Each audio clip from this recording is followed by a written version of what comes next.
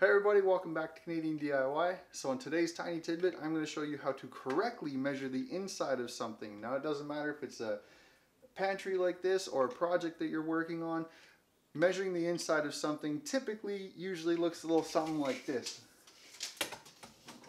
You have the tape measure out and you have it bent in the corner like that. Now I'm sure you guys have probably done this or at least seen somebody do that. And you always end up guessing at the approximate measurement in the corner because your tape measure is bent. And you usually have to make a secondary cut because you're either too long or you probably cut it too short.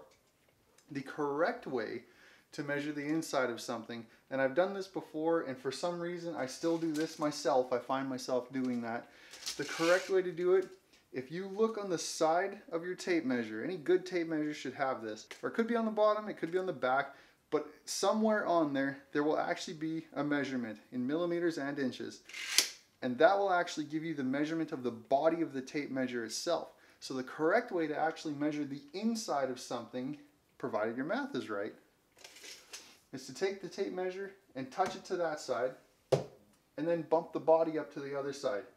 Take your measurement that you can visually see, so in my case 32 5/8.